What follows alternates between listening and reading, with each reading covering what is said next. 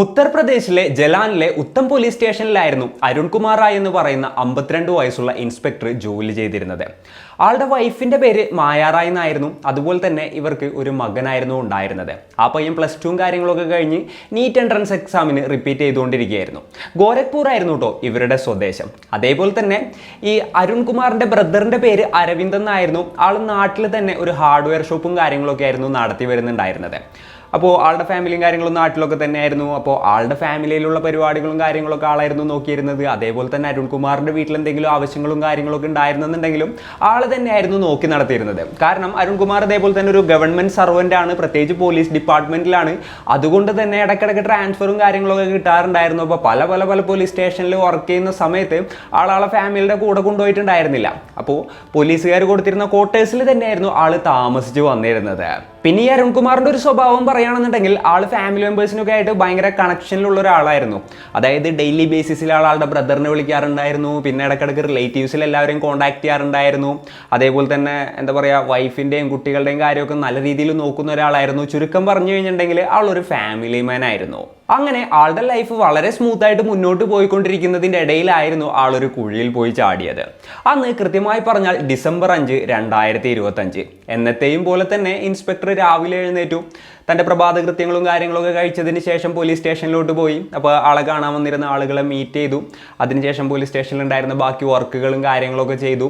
അന്നത്തെ ദിവസം നോക്കുകയെന്നുണ്ടെങ്കിൽ ആളുടെ ഫേസിൽ എന്തോ ഒരു വിഷമവും എന്തോ ആൾ അലട്ടുന്നുണ്ടായിരുന്നു. അത് ഭയങ്കര വിസിബിൾ ആയിരുന്നതായിട്ടാണ് അന്നത്തെ ദിവസത്തെക്കുറിച്ച് ബാക്കിയുള്ള ഓഫീസേഴ്സൊക്കെ പറയുന്നുണ്ടായിരുന്നത്. എന്നാലും ഏതാണ് ഇഷ്യൂ എന്നൊന്നും ആരും തന്നെ ആ ഒരു സമയത്ത് ചോദിച്ചൊന്നുമില്ല.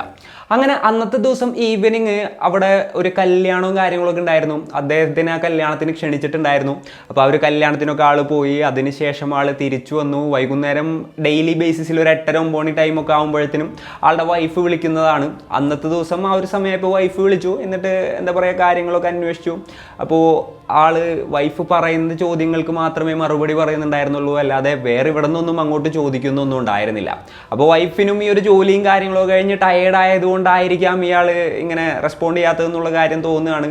അങ്ങനെ അന്നത്തെ ദിവസം എന്തായാലും ഓക്കെ ബൈ എന്ന് പറഞ്ഞിട്ട് ഫോൺ വെക്കുകയാണ്. എന്തായാലും നാളെ വിളിക്കാന്നുള്ളൊരു മൂഡിലായിരിക്കും അവർ ഫോൺ വെച്ചിട്ടുണ്ടാവുക. എന്നാൽ അതായിരിക്കും തൻ്റെ ഹസ്ബൻഡിനോട് സംസാരിക്കുന്ന അവസാനത്തെ സമയമെന്നുള്ളത് ആ സമയത്ത് അവർ തിരിച്ചറിഞ്ഞിട്ടുണ്ടായിരുന്നില്ല.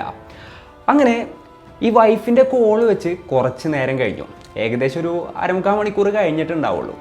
അപ്പോഴാണ് ഈ ഒരു പോലീസ് ക്വാർട്ടേഴ്സിൽ നിന്നും എന്തോ വെടിപൊട്ടുന്ന സൗണ്ട് ബാക്കിയുള്ള പോലീസ് ഓഫീസേഴ്സൊക്കെ കേൾക്കുന്നത്.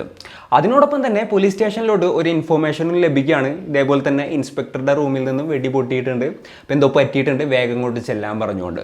വിവരം പറഞ്ഞ പോലീസ് ഉദ്യോഗസ്ഥരെല്ലാവരും കൂടെ ആ ഒരു എന്താ പറയുക ക്വാർട്ടേഴ്സിലോട്ട് ഓടിയെത്തുകയാണ്. അപ്പോൾ ക്വാർട്ടേഴ്സിൻ്റെ ഡോറും കാര്യങ്ങളൊക്കെ തുറന്ന് കിടക്കുകയായിരുന്നു. ആ ഒരു സമയം ആ നാട്ടിലത്തെ ഒരു സിറ്റുവേഷൻ പറയുകയാണെന്നുണ്ടെങ്കിൽ നല്ല തണുപ്പുള്ള ടൈമായിരുന്നു. അതുകൊണ്ട് തന്നെ ഡോറൊന്നും ആരങ്ങനെ തുറന്നിടില്ല. അങ്ങനെ ആളുകൾ ഈ ഒരു ഡോറും കാര്യങ്ങളൊക്കെ തുറന്ന് അകത്തോട്ട് കയറി നോക്കിയപ്പോൾ അതിഭീകരമായ ഒരു കാഴ്ചയായിരുന്നു കണ്ടത്. അതായത് ഇൻസ്പെക്ടറുടെ സർവീസ് റിവോൾവർ ആളുടെ വയറ്റത്തിരിക്കുന്നുണ്ട്. അതേപോലെ തന്നെ തലയിൽ നിന്നും ഫുള്ള് ചോരയും കാര്യങ്ങളൊക്കെ വരുന്നുണ്ട്. അവിടെ കൊതുകുപോലെയൊക്കെ ഉണ്ടായിരുന്നു. അപ്പോൾ അതിൻ്റെ മുകളിലായിരുന്നു ആളിങ്ങനെ, അതിനോട് കൂടിയായിരുന്നു ആളിങ്ങനെ വീണ് കിടക്കുന്നുണ്ടായിരുന്നത്. ഒറ്റ നോട്ടത്തിൽ തന്നെ ആള് സ്വയം വെടിവെച്ച് മരിച്ചതായിരിക്കാം എന്നുള്ളൊരു അസംഷനിലോട്ടായിരുന്നു പോലീസ് ഉദ്യോഗസ്ഥരെത്തിയത്. വളരെ പെട്ടെന്ന് തന്നെ പോലീസ് ഉദ്യോഗസ്ഥരെത്തിയത് കൊണ്ട് തന്നെ ആ സമയത്ത് ആൾ മരിച്ചിട്ടുണ്ടായിരുന്നില്ല. ഉടനെ തന്നെ ആളെ എടുത്ത് തൊട്ടടുത്തുള്ള ഹോസ്പിറ്റലിലോട്ട് ഉദ്യോഗസ്ഥർ കൊണ്ടുപോകുമായിരുന്നു. അപ്പോൾ അവിടുത്തെ ഡോക്ടേഴ്സ് പറഞ്ഞു ഇതിനുള്ള ട്രീറ്റ്മെൻറ്റ് നമുക്കിവിടെ ചെയ്യാൻ പറ്റില്ല, പെട്ടെന്ന് തന്നെ മെഡിക്കൽ കോളേജിൽ കൊണ്ടുപോകണമെന്ന് പറഞ്ഞു. അതിനുശേഷം നേരെ മെഡിക്കൽ കോളേജിലോട്ട് എത്തുമ്പോഴത്തേനും ആൾ മരിച്ചിട്ടുണ്ടായിരുന്നു. അപ്പോൾ അന്ന് രാത്രി യഥാർത്ഥത്തിൽ എന്താണ് സംഭവിച്ചത്? അരുൺകുമാർ റായ് സത്യത്തിൽ ആത്മഹത്യ ചെയ്തത് തന്നെയാണോ? അല്ലാന്നുണ്ടെങ്കിൽ വേറെ ആരെങ്കിലും അയാളെ അപായപ്പെടുത്തിയതാണോ? എങ്ങനെയാണ് പോലീസ് ഉദ്യോഗസ്ഥർ ഈ ഒരു കേസ് അന്വേഷിച്ചത്? സമാധാനപരമായിട്ട് പോയിരുന്ന അരുൺകുമാർ റായിയുടെ ലൈഫിൽ എന്തൊക്കെയായിരുന്നു സംഭവിച്ചത്? ഇത്തരത്തിലുള്ള കാര്യങ്ങളെക്കുറിച്ചാണ് ഈ ഒരു വീഡിയോയിൽ നമ്മൾ ഡിസ്കസ് ചെയ്യാനായിട്ട് പോകുന്നത്. Hello guys, welcome back to the channel. Raseen this side. അങ്ങനെ പോലീസുകാർ കേസ് എടുത്ത് ഇൻവെസ്റ്റിഗേഷൻ ആരംഭിക്കുകയാണ്. അതിനോടകം തന്നെ അരുൺകുമാറിന്റെ ഫാമിലിയെയും പോലീസ് ഉദ്യോഗസ്ഥർ വിവരം അറിയിച്ചിട്ടുണ്ടായിരുന്നു. വിവരം അറിഞ്ഞ എല്ലാവരും തന്നെ നേരെ അങ്ങോട്ട് എത്തുകയാണ്. ആ ഒരു കാഴ്ച കണ്ടിട്ട് അവർക്ക് താങ്ങാനായിട്ട് സാധിച്ചില്ല. അതായത് കുറച്ചു നേരം മുൻപ് വിളിച്ച ഒരാളാണ് അതിനുശേഷം പോയി ആത്മഹത്യ ചെയ്തതെന്നും അതിനുശേഷം ഈ വീട്ടുകാരെത്തുമ്പോഴത്തേനും ഹോസ്പിറ്റലിൽ ബോഡി കിടക്കുന്നുണ്ടായിരുന്നു. ആളുടെ വൈഫിനായിക്കോട്ടെ മകനായിക്കോട്ടെ ഇത് അക്സെപ്റ്റ് ചെയ്യാൻ പോലും പറ്റുന്നുണ്ടായിരുന്നില്ല. പോലീസുകാരാണെന്നുണ്ടെങ്കിൽ അപ്പോഴത്തേനും ഇൻവെസ്റ്റിഗേഷനും കാര്യങ്ങളൊക്കെ തുടങ്ങിയിട്ടുണ്ടായിരുന്നു. ആദ്യം തന്നെ ഞാൻ നേരത്തെ പറഞ്ഞ പോലെ അവർ നോക്കുമ്പോൾ വയറ്റത്ത് ആളുടെ സർവീസ് റിവോൾവർ ഇരിക്കുന്നുണ്ടായിരുന്നു. അതേപോലെ തന്നെ തലയിൽ ഇങ്ങനെ വെടിവെച്ചതിൻ്റെ പാടും കാര്യങ്ങളൊക്കെ ഉണ്ടായിരുന്നു. അതുകൊണ്ട് അതൊരു ആത്മഹത്യ ആയിരിക്കാം എന്നുള്ളൊരു അസംഷനിലോട്ടാണ് അത് എത്തിയത്. എന്നാലും ഈ ഡോറൊക്കെ തുറന്നു കിടക്കുകയാണ്. അതേപോലെ തന്നെയുള്ള ബാക്കിയുള്ള കാര്യങ്ങളൊക്കെ നോക്കിയപ്പോൾ ഇതൊരു ആത്മഹത്യ തന്നെയാണോ, അല്ല എന്നുണ്ടെങ്കിൽ ആരെങ്കിലും ഇയാളെ കൊലപ്പെടുത്തിയതിന് ശേഷം ആത്മഹത്യ പോലെ അത് സെറ്റ് ചെയ്തു വെച്ചതാണോ എന്നുള്ളൊരു സംശയം കൂടെ പോലീസ് ഉദ്യോഗസ്ഥർക്ക് ഉണ്ടാവുകയാണ്. അങ്ങനെ ആ ഒരു ആംഗിളിൽ കൂടെ പോലീസുകാർ അന്വേഷിക്കാനായിട്ട് തുടങ്ങി. സോ ഇൻവെസ്റ്റിഗേഷൻ ഓഫീസേഴ്സ് ആ ഏരിയയിലുള്ള കംപ്ലീറ്റ് ആളുകളെയും ക്വസ്റ്റ്യൻ ചെയ്യാണ്. അതേപോലെ തന്നെ ആ സമയത്ത് ക്വാർട്ടേഴ്സിൻ്റെ അകത്തുണ്ടായിരുന്ന ബാക്കിയുള്ള പോലീസ് ഉദ്യോഗസ്ഥരെയും ആ ഒരു കേസ് ഇൻവെസ്റ്റിഗേറ്റ് ചെയ്യുന്ന ഓഫീസേഴ്സ് ക്വസ്റ്റ്യൻ ചെയ്തു. എന്നാലും സംശയാസ്പദമായിട്ടുള്ള ഒന്നും തന്നെ അവർക്ക് കണ്ടെത്താനായിട്ട് സാധിച്ചില്ല. പിന്നെ ഒരു അരുൺകുമാറിൻ്റെ കാര്യം പറയുകയാണെന്നുണ്ടെങ്കിൽ 1998 ആൾ സർവീസിൽ കയറിയത്. ഒരു കോൺസ്റ്റബിൾ ആയിട്ടായിരുന്നു ആൾ സർവീസിൽ പ്രവേശിച്ചിട്ടുണ്ടായത്. അതിനുശേഷം 2013 കേട്ടോ ആൾക്ക് സബ് ഇൻസ്പെക്ടറായിട്ട് പ്രൊമോഷൻ ലഭിച്ചിട്ടുണ്ടായത്. പിന്നീട് നോക്കുകയാണെന്നുണ്ടെങ്കിൽ 2023 ആയി ആൾ ഒരു ഇൻസ്പെക്ടർ ആയപ്പോൾ, അതായത് വലിയ പ്രശ്നങ്ങളൊന്നുമില്ലാതെ അത്യാവശ്യം പ്രൊമോഷൻസൊക്കെ കിട്ടി. നല്ല സ്മൂത്തായിട്ട് തന്നെയായിരുന്നു ആളുടെ ലൈഫും ഔദ്യോഗിക ജീവിതവും പേഴ്സണൽ ലൈഫൊക്കെ മുന്നോട്ട് പോയിക്കൊണ്ടിരുന്നിരുന്നത്. അപ്പം അതിനിടയിലാണ് ഇങ്ങനെയുള്ളൊരു കാര്യം സംഭവിക്കുന്നത്. അതുപോലെ തന്നെ ആളൊരു പോലീസ് ഓഫീസർ ആയതുകൊണ്ട് പല രീതിയിലും ആൾക്ക് ശത്രുക്കൾ ഉണ്ടാകാനുള്ള ഒരു സാധ്യത കൂടുതലായതുകൊണ്ട് ആ രീതിയിലും പോലീസുകാർ ഇൻവെസ്റ്റിഗേറ്റ് ചെയ്യായിരുന്നു കേട്ടോ. അതേപോലെ ആളുടെ ഫാമിലി മെമ്പേഴ്സിനെ മറ്റൊക്കെ ക്വസ്റ്റ്യൻ ചെയ്തപ്പോഴാണ് മറ്റൊരു കാര്യം അവർക്ക് മനസ്സിലാക്കാനായിട്ട് സാധിച്ചത്. അതായത് കഴിഞ്ഞ കുറച്ച് മാസങ്ങൾക്കുള്ളിൽ ഏകദേശം ഒരു 5 ലക്ഷം രൂപ ആൾ ഫാമിലി മെമ്പേഴ്സിൻ്റെ അടുത്ത് കടമായിട്ട് വാങ്ങിയിട്ടുണ്ടായിരുന്നു. ഈ കടം വാങ്ങിയ വിവരം ആളുടെ വൈഫൊന്നും അറിഞ്ഞിട്ടുണ്ടായിരുന്നില്ല. അതേപോലെ തന്നെ കഴിഞ്ഞ 3 മാസങ്ങളായിട്ട് ആളുടെ വീട്ടിലോട്ട് പണം അയച്ചിട്ടും ഉണ്ടായിരുന്നില്ല. അപ്പോൾ ഇതിലെന്തൊക്കെയോ ഒരു ദുരൂഹതയുണ്ടല്ലോ എന്നുള്ളൊരു തോന്നൽ പോലീസിന് ഉണ്ടാവുകയാണ്. അങ്ങനെ ആളുടെ പേഴ്സണൽ ലൈഫിലോട്ട് കൂടുതലായിട്ട് പോലീസുകാർ ഡിഗ് ചെയ്യാണ്. അതേപോലെ തന്നെ ആളുടെ ആ ഒരു ക്വാർട്ടേഴ്സിൽ നിന്നും ആളുടെ ഫോണും അതേപോലെ ബാക്കിയുള്ള കാര്യങ്ങളെല്ലാം തന്നെ പോലീസുകാർ റിക്കവർ ചെയ്യാണ്. അതിനുശേഷം ആ ഒരു ഫോണും കാര്യങ്ങളൊക്കെ സൈബർ ടീം പരിശോധിക്കുകയും ചെയ്യുന്നുണ്ടായിരുന്നു കേട്ടോ. അതുപോലെ തന്നെ ആ ഒരു ഏരിയയിലുള്ള കംപ്ലീറ്റ് CCTV വിഷ്വൽസും കാര്യങ്ങളും പോലീസുകാർ പരിശോധിക്കുമ്പോഴാണ് സംശയാസ്പദമായിട്ടുള്ള ഒരു ഫുട്ടേജ് പോലീസുകാർ കാണുന്നത്. അതായത് ഏകദേശം ഒരു 9 മണി ടൈമൊക്കെ ആയപ്പോൾ ഒരു സ്ത്രീ അതിലൂടെ നടന്നു പോകുന്ന ഒരു വിഷ്വലായിരുന്നു. അതായത് ക്വാർട്ടേഴ്സിലോട്ടുള്ള വഴിയായിരുന്നു, അതിലൂടെ നടന്നു പോകുന്നുണ്ട്. അവർ ബ്ലാക്ക് ഡ്രസ്സായിരുന്നു, ഒരു ട്രാക്ക് സ്യൂട്ടൊക്കെ ആയിരുന്നു ധരിച്ചിട്ടുണ്ടായിരുന്നു. അതേപോലെ തന്നെ ബ്ലാക്ക് ബാക്ക് പാക്ക് ഉണ്ടായിരുന്നു. പിന്നെ തലയിൽ ഒരു തൊപ്പി പോലൊരു സംഭവം വെച്ചിട്ടുണ്ടായിരുന്നു. പെട്ടെന്നുകൊണ്ട് നോക്കിയിട്ടുണ്ടെങ്കിൽ ആളാരാണെന്ന് മനസ്സിലാക്കാനായിട്ട് സാധിക്കില്ല. അപ്പോൾ അവർ ഒരു 9 മണി ടൈമിൽ അങ്ങോട്ട് പോയിട്ടുണ്ടായിരുന്നു. ഏകദേശം ഒരു 9:15 ടൈമൊക്കെ ആയപ്പോഴാണ് ഈ ഒരു വെടി പൊട്ടുന്ന സൗണ്ട് കേട്ടത്. അതിനുശേഷം ഒരു 3 മിനിറ്റൊക്കെ കഴിഞ്ഞപ്പോൾ അവർ പെട്ടെന്ന് തിരിച്ചോടി പോകുന്നതിൻ്റെ, അതായത് പെട്ടെന്ന് നടന്നു പോകുന്നതിൻ്റെ വിഷ്വൽസും കാര്യങ്ങളൊക്കെ അതിലുണ്ടായിരുന്നു. അപ്പോൾ ഇതാരാണെന്ന് ഇത് നോക്കുന്ന പോലീസ് ഉദ്യോഗസ്ഥൻ ചിന്തിക്കുന്നതിൻ്റെ ഇടയിലാണ് ഈ വിഷ്വൽ കണ്ടുകൊണ്ടിരുന്നിരുന്ന വേറൊരു പോലീസ് ഉദ്യോഗസ്ഥൻ പറഞ്ഞത് അവരെനിക്കറിയാമെന്നുള്ള കാര്യം. അത് വേറെ ആരും ആയിരുന്നില്ല, 28 വയസ്സുള്ള മീനാക്ഷി ശർമ്മ എന്ന് പറയുന്ന ഒരു കോൺസ്റ്റബിൾ ആയിരുന്നു. അപ്പോൾ ഇയാളുടെ ഫോണിൻ്റെ ഡീറ്റെയിൽസും കാര്യങ്ങളൊക്കെ എടുത്തിട്ടുണ്ടായിരുന്നല്ലോ. അപ്പോഴത്തേനും അതിൻ്റെ റിപ്പോർട്ട്സും കാര്യങ്ങളൊക്കെ പോലീസ് ഉദ്യോഗസ്ഥർക്ക് കിട്ടുകയാണ്. അവർ നോക്കുമ്പോൾ കഴിഞ്ഞ 3 ദിവസത്തിൽ ഏകദേശം 100-ലേറെ തവണ ഒരു നമ്പറിലോട്ട് ഇയാൾ കണ്ടിന്യൂസ് ആയിട്ട് ബന്ധപ്പെട്ടിട്ടുണ്ട്. വാട്സപ്പ് ത്രൂവും സാധാ കോളും അങ്ങനെ പലതരത്തിൽ വീഡിയോ കോളായിട്ടും അങ്ങനെ. അതാരുടെ നമ്പറാണെന്ന് നോക്കിയപ്പോൾ അത് വേറെ ആരുടെയും നമ്പർ ആയിരുന്നില്ല, ഈ മീനാക്ഷിയുടെ നമ്പർ തന്നെയായിരുന്നു. അങ്ങനെ കാര്യങ്ങൾ ഇങ്ങനെ നിൽക്കുന്നതിൻ്റെ ഇടയിലാണ് ഈ ഒരു അരുൺകുമാറിൻ്റെ വൈഫ് ഒരു കംപ്ലൈൻറ്റ് കൊടുക്കുന്നത്. ആളുടെ മരണത്തിന് ഉത്തരവാദി മീനാക്ഷിയാണ്, മീനാക്ഷിക്കെതിരെ കേസ് എടുക്കണമെന്ന് പറഞ്ഞിട്ടുള്ള ഒരു കംപ്ലൈൻ്റ് ആയിരുന്നു അത്. അതിൻ്റെ അടിസ്ഥാനത്തിൽ എന്തായാലും മീനാക്ഷിയെ കസ്റ്റഡിയിലെടുത്ത് ക്വസ്റ്റ്യൻ ചെയ്യാൻ തന്നെ ഇൻവെസ്റ്റിഗേഷൻ ഉദ്യോഗസ്ഥരെ തീരുമാനിക്കുകയാണ്. അങ്ങനെ ഡിസംബർ 6-ാം തീയതി തന്നെ മീനാക്ഷിയെ പോലീസുകാർ കസ്റ്റഡിയിലെടുക്കുകയാണ്. അവരുടെ കാര്യം പറയുകയാണെന്നുണ്ടെങ്കിൽ 2019 അവർ പോലീസ് ഡിപ്പാർട്ട്മെൻറ്റിൽ ജോയിൻ ചെയ്തിട്ടുണ്ടായിരുന്നത്. അത് തുടങ്ങി ഇതുവരെയുള്ള ടൈമിൽ ഏകദേശം 11ഓളം നമ്പർ അവർ മാറ്റിയിട്ടുണ്ടായിരുന്നു. അതേപോലെ തന്നെ പല ഫോണുകൾ മാറി അവർ യൂസ് ചെയ്യാറുണ്ടായിരുന്നു. അതേപോലെ തന്നെ സർവീസിൽ കയറിയ ടൈം തുടങ്ങിയിട്ട് അവരുടെ കൂടെ ജോലി ചെയ്യുന്ന ഉദ്യോഗസ്ഥരുടെ അടുത്ത് വളരെ അരഗൻ്റായിട്ടായിരുന്നു അവർ ബിഹേവ് ചെയ്യുന്നുണ്ടായിരുന്നത്. അതായത് തീരെ റെസ്പെക്റ്റ് കൂടെ ജോലി ചെയ്യുന്ന ആൾക്കാർക്ക് അവർ കൊടുക്കാറുണ്ടായിരുന്നില്ല. എന്നാൽ അവരുടെ ഹയർ ഓഫീസേഴ്സ് ഇല്ലേ, അവരുമായിട്ട് വളരെ അടുത്ത ബന്ധം സ്ഥാപിക്കാനും അവർ ശ്രമിക്കാറുണ്ടായിരുന്നു. അതായത് കൂടുതലും ഹയർ ഓഫീസേഴ്സ് പുരുഷന്മാരായിരിക്കുമല്ലോ, അവരുമായിട്ട് പലതരത്തിലുള്ള ബന്ധവും അവർ സ്ഥാപിക്കാനായിട്ട് ശ്രമിക്കാറുണ്ടായിരുന്നു. അങ്ങനെ തൻ്റെ എന്താ പറയുക ആ ഒരു പോലീസ് സ്റ്റേഷനിൽ വേറൊരു രീതിയിലുള്ളൊരു ഇൻഫ്ലുവൻസ് അവരുണ്ടാക്കിയെടുത്തിട്ട് അത് യൂസ് ചെയ്തിട്ട് അങ്ങനെ ഒരു ബിഹേവിയർ ആയിരുന്നു അവർക്ക് പൊതുവേ ഉണ്ടായിരുന്നത്. അതൊരു സ്റ്റേഷനിൽ മാത്രമല്ല, ഓരോരോ സ്റ്റേഷനിലോട്ട് അവർ ട്രാൻസ്ഫർ ചെയ്യുമ്പോഴും ഇതേ സെയിം സ്വഭാവം തന്നെയായിരുന്നു കാണിച്ചുകൊണ്ടിരുന്നിരുന്നത്. അങ്ങനെ ഇരിക്കുകയാണ് 2022 അവർക്കൊരു ട്രാൻസ്ഫർ കിട്ടുന്നത്. അപ്പോൾ ആ സ്റ്റേഷനിൽ മോഹിത് എന്ന് പറയുന്ന വേറൊരു കോൺസ്റ്റബിൾ ഉണ്ടായിരുന്നു. ആ ഒരു കോൺസ്റ്റബിളും ഇവരും തമ്മിൽ പ്രണയത്തിലാവാണ്. അതിനുശേഷം ഇവർ ഒരുമിച്ച് കറങ്ങാൻ പോകുന്നതും അങ്ങോട്ട് പോകുന്നതും ഇങ്ങോട്ട് പോകുന്നതും ഒക്കെ ഒരു പതിവായിട്ടുള്ള ഒരു കാര്യമാവാണ്. എന്നാൽ ഇതിൻ്റെ എല്ലാത്തിൻ്റെയും ചെലവെടുത്തുകൊണ്ടിരുന്നിരുന്നത് മോഹിത് തന്നെയായിരുന്നു. ഇതൊന്നും പോരാത്തതിന് മോഹിത്തിന്റെ അടുത്ത് അത് വേണം, ഇത് വേണം, മറ്റേത് വേണം എന്നൊക്കെ പറഞ്ഞു കഴിഞ്ഞിട്ട് ഇടക്കിടക്ക് ഒരുപാടധികം ആവശ്യങ്ങൾ ഇവർ ഉന്നയിക്കാറുണ്ടായിരുന്നു. അതൊക്കെ തന്നെ ഈ ഒരു പയ്യൻ ചെയ്തു കൊടുക്കാറുണ്ടായിരുന്നു. എന്തായാലും താൻ പ്രണയിക്കുന്ന ഒരു പെൺകുട്ടിയല്ലേ, അപ്പോൾ അവർക്ക് വേണ്ടി ഇത്രയെങ്കിലും ചെയ്തു കൊടുക്കണ്ടേ എന്നുള്ളൊരു തോട്ടിലായിരുന്നു ആ പയ്യൻ അങ്ങനെയൊക്കെ ചെയ്തുകൊണ്ടിരുന്നിരുന്നത്. എന്നാൽ കുറച്ച് നാളുകൾ കഴിഞ്ഞപ്പോൾ ഇവർക്കിടയിൽ കുറച്ച് പ്രശ്നങ്ങളും കാര്യങ്ങളൊക്കെ ഉണ്ടാവുകയാണ്. അങ്ങനെ മീനാക്ഷി പിന്നീട് എന്താ ചെയ്തതെന്ന് വെച്ച് കഴിഞ്ഞിട്ടുണ്ടെന്നുണ്ടെങ്കിൽ അവരവരുടെ തനി സ്വഭാവം കാണിക്കാനായിട്ട് തുടങ്ങി. ഈ മോഹിത് എന്ന് പറയുന്ന പയ്യനെ ഭീഷണിപ്പെടുത്താനായിട്ട് തുടങ്ങുകയാണ്. അതായത് അവരൊരുമിച്ച് ഹോട്ടലിലും മറ്റുമൊക്കെ പോയിരുന്ന സമയത്ത് എടുത്തിരുന്ന ഫോട്ടോസ്, അതായത് രണ്ടുപേരുടെയും പരസ്പര സമ്മതത്തോട് കൂടിയിട്ടായിരുന്നു ഫോട്ടോസും വീഡിയോസും ഒക്കെ എടുത്തിട്ടുണ്ടായിരുന്നത്. ആ വീഡിയോസ് എല്ലാം തന്നെ നിന്റെ വീട്ടുകാർക്ക് അയച്ചു കൊടുക്കും, അതേപോലെ തന്നെ ഇന്റർനെറ്റിൽ പബ്ലിഷ് ചെയ്യുമെന്ന് പറഞ്ഞുകൊണ്ട് ഈ ഒരു സ്ത്രീ ഭീഷണിപ്പെടുത്തുകയാണ്. ഇനിയിപ്പോൾ അങ്ങനെ ചെയ്യേണ്ടെന്നുണ്ടെന്നുണ്ടെങ്കിൽ ലക്ഷക്കണക്കിന് രൂപയായിരുന്നു അവർ ആവശ്യപ്പെട്ടത്. അപ്പോൾ മോഹിത്തിനാണെന്നുണ്ടെങ്കിൽ താൻ തെറ്റൊന്നും ചെയ്തിട്ടില്ല എന്നുള്ള കാര്യത്തിൽ പൂർണ്ണമായിട്ടുള്ള ഒരു വിശ്വാസം ഉണ്ടായിരുന്നു. അപ്പോൾ നേരെ തന്നെ ആ പയ്യൻ എന്താ ചെയ്തതെന്ന് വെച്ച് കഴിഞ്ഞിട്ടുണ്ടെങ്കിൽ തൻ്റെ വീട്ടുകാരുടെ അടുത്ത് കാര്യങ്ങളെല്ലാം പറയുക എന്നുള്ളതായിരുന്നു. അപ്പോൾ വീട്ടുകാർ പറഞ്ഞു, ഓക്കെ, നിങ്ങൾ രണ്ടുപേരും ഇഷ്ടത്തിലായിരുന്നു, നിങ്ങൾ രണ്ടുപേരും പേഴ്സണൽ ആയിട്ടുള്ള ടൈം എൻജോയ് ചെയ്തു, അതിലൊന്നും ഒരു തെറ്റില്ല. എന്നാൽ ആ പെൺകുട്ടി ഇപ്പോൾ ചെയ്യുന്ന കാര്യം തെറ്റാണ്. അതായത് നിങ്ങളുടെ പേഴ്സണൽ ആയിട്ടുള്ള ഫോട്ടോയും കാര്യങ്ങളൊക്കെ എടുത്ത് ഇങ്ങനെ സ്പ്രെഡ് ചെയ്യാന്ന് പറഞ്ഞു കഴിഞ്ഞാൽ തെറ്റായിട്ടുള്ള കാര്യമാണ്.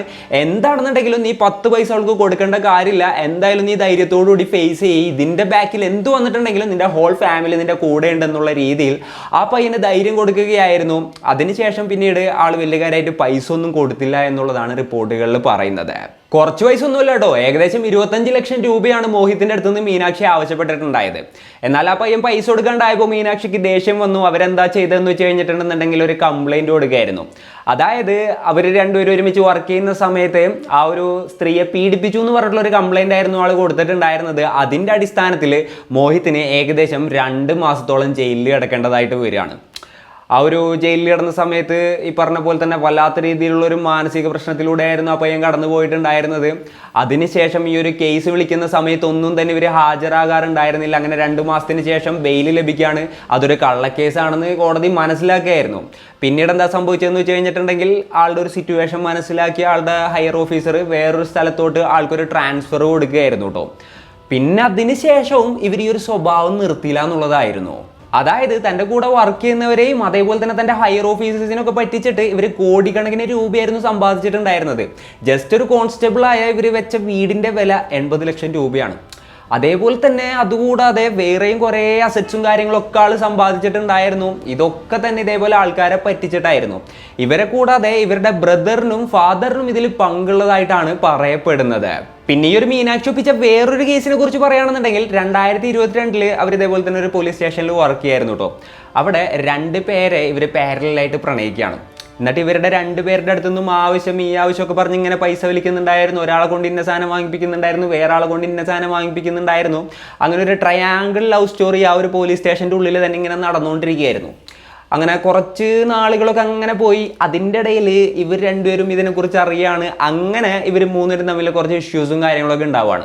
അപ്പോൾ ആ ഒരു സ്റ്റേഷനിലത്തെ ഇൻസ്പെക്ടർ എന്തായാലും ഇതൊന്ന് നല്ല സ്മൂത്തായിട്ട് പരിഹരിക്കാം എന്നുള്ളൊരു രീതിയിൽ ഇവരെ 3 പേരെയും വിളിപ്പിക്കുകയാണ്.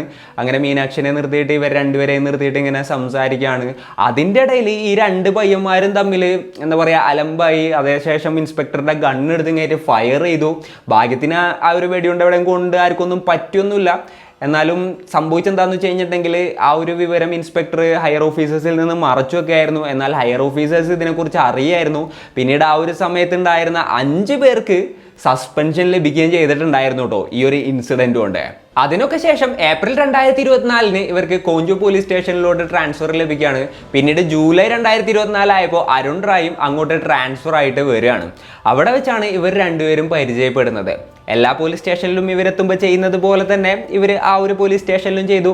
നൈസായിട്ട് അരുൺ റായുമായിട്ട് ഒരു ബന്ധം ഉണ്ടാക്കുകയാണ്. അതിനുശേഷം എന്താ സംഭവിച്ചതെന്ന് വെച്ച് കഴിഞ്ഞിട്ടുണ്ടെന്നുണ്ടെങ്കിൽ ഇത്രയും കാലം വൈഫ് കുട്ടി എന്നൊക്കെ പറഞ്ഞ് ഫാമിലി ആയിട്ട് ജീവിച്ചിരുന്ന ഒരാൾ ഈ ഒരു സ്ത്രീയുമായിട്ട് വലിയ രീതിയിൽ അടുക്കുകയാണ്. ഇവർ തമ്മിൽ വേറൊരു തരത്തിലുള്ളൊരു ബന്ധം ഉടലെടുക്കുകയും ചെയ്തു.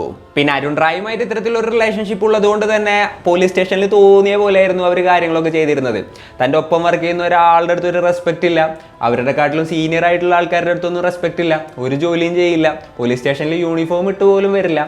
അങ്ങനെയൊക്കെ ആയിരുന്നു. അതായത് അരുണിൻ്റെ സപ്പോർട്ട് ഉണ്ടല്ലോ, പിന്നെ സീനൊന്നുമില്ലല്ലോ എന്നുള്ളൊരു തോട്ടിലായിരുന്നു അവരിങ്ങനെയുള്ള കാര്യങ്ങളെല്ലാം തന്നെ ചെയ്തു വന്നിരുന്നത്. അതിനുശേഷം പിന്നീട് അരുണ് വീണ്ടും ട്രാൻസ്ഫർ കിട്ടുകയാണ്. ആള് ഈ ഒരു ഉത്തം പോലീസ് സ്റ്റേഷനിലോട്ട് എത്തുകയാണ്. പിന്നീട് ഈ ഒരു മീനാക്ഷി ആളെ കാണാനായിട്ട് സ്ഥിരമായിട്ട് ആളുടെ ക്വാർട്ടേഴ്സിലോട്ടും അതേപോലെ തന്നെ ആ ഒരു പോലീസ് സ്റ്റേഷൻ്റെ അവിടോട്ടൊക്കെ വരാറുണ്ടായിരുന്നു കേട്ടോ.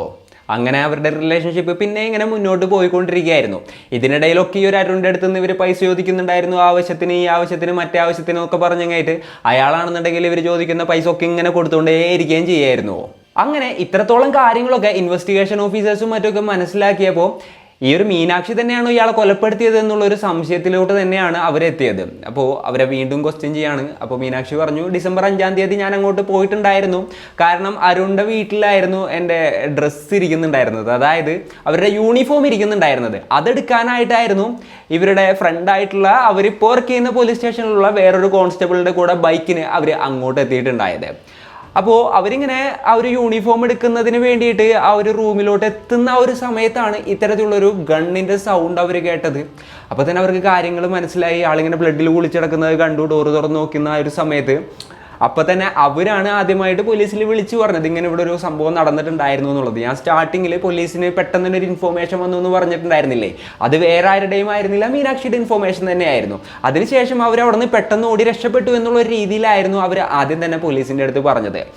എന്നാൽ ഇവരും പോലീസുകാരിയാണ്, അതേപോലെ തന്നെ ക്വസ്റ്റ്യൻ ചെയ്യുന്ന ഉദ്യോഗസ്ഥരൊട്ടും കുറവല്ലല്ലോ. അവർ അത്രത്തോളം എക്സ്പീരിയൻസ് ഉള്ള പോലീസ് ഓഫീസേഴ്സ് ആണല്ലോ. അവർക്ക് ഇത് മുഴുവനായിട്ട് നമ്പാനായിട്ട് തോന്നിയില്ല. അവർ വീണ്ടും ആ ഒരു മീനാക്ഷിയെ ക്വസ്റ്റ്യൻ ചെയ്യാണ്. അപ്പോഴാണ് യഥാർത്ഥത്തിൽ എന്താണ് സംഭവിച്ചത് എന്നവർ പറയുന്ന അടുത്ത സ്റ്റോറി അവർ പറയുന്നത് പോലീസുകാരുടെ അടുത്ത്. ആ ഒരു സ്റ്റോറി എന്തായിരുന്നു എന്ന് വെച്ച് കഴിഞ്ഞിട്ടുണ്ടെന്നുണ്ടെങ്കിൽ ഇവർ രണ്ടുപേരും ആ ഒരു പോലീസ് സ്റ്റേഷനിലോട്ട് പുതിയതായിട്ട് വന്നു. ഇവർ രണ്ടുപേരും പരിചയപ്പെട്ടു. ഇവർക്കിടയിൽ വേറെ റിലേഷൻഷിപ്പും കാര്യങ്ങളൊക്കെ ഉണ്ടായി. അതിനുശേഷം ഇവർ ഇടയ്ക്കിടയ്ക്ക് ലീവ് എടുത്തിങ്ങായിട്ട് പല പല സ്ഥലങ്ങളിൽ പോയിട്ട് താമസിക്കുന്നത് പതിവായിരുന്നു. അങ്ങനെ ആ ഒരു റിലേഷൻഷിപ്പും കാര്യങ്ങളും ഇങ്ങനെ മുന്നോട്ട് പോകുമായിരുന്നു. ഇതിൻ്റെ ഇടയിൽ ഇവർ ചോദിക്കുന്ന കാര്യങ്ങളെല്ലാം തന്നെ ഇയാൾ ചെയ്തു കൊടുക്കുന്നുണ്ടായിരുന്നു. അങ്ങനെ ഇരിക്കുന്ന ടൈമിൽ ഇവർക്കിടയിൽ ഒരു ആർഗ്യുമെന്റ് ഉണ്ടാവുകയാണ് ഒരു സമയത്ത്.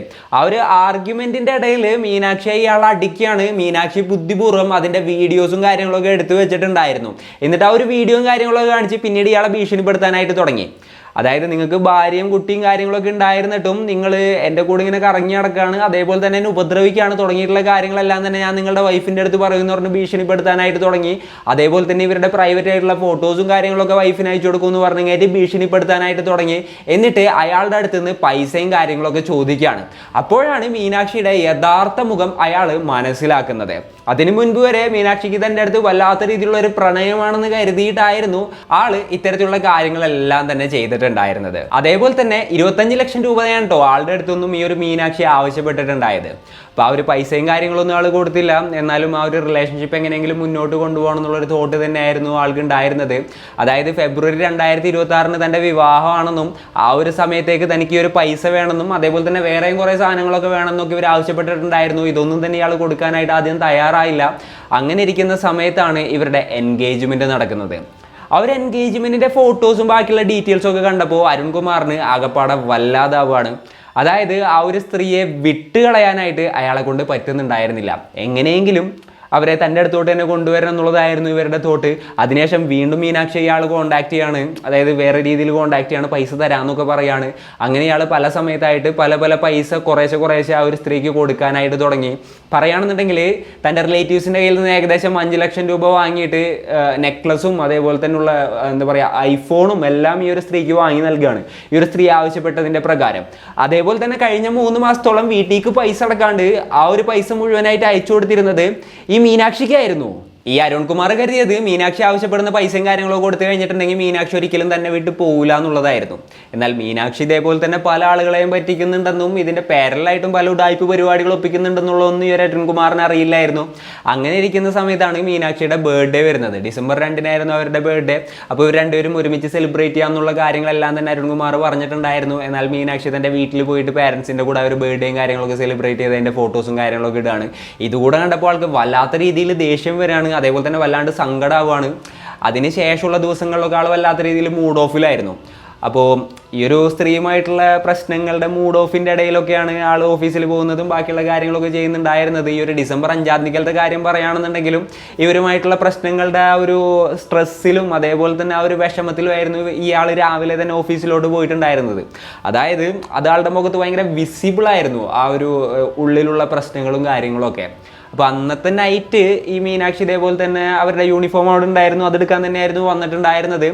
അതെടുക്കാൻ വന്നപ്പോൾ ഈ അരുൺ പറയാണ്, എനിക്ക് നീ ഇല്ലാതെ ജീവിക്കാനായിട്ട് പറ്റില്ല, എനിക്ക് നിന്നെ അത്രത്തോളം ഇഷ്ടമാണ്, എനിക്ക് പറ്റില്ല എന്നുള്ള കാര്യം തീർത്ത് പറഞ്ഞപ്പോൾ മീനാക്ഷി പറഞ്ഞു, എനിക്ക് നിങ്ങളെ കൂടെ ഒന്നും ജീവിക്കാൻ പറ്റില്ല, ഞാൻ വേറെ കല്യാണം കഴിച്ച് സുഖമായിട്ട് ജീവിക്കാൻ പോവാണ്. അപ്പോൾ ഇയാൾ പറഞ്ഞു, നീ ഇല്ലാന്നുണ്ടെങ്കിൽ ഞാൻ ചത്തളയെന്ന് പറഞ്ഞു.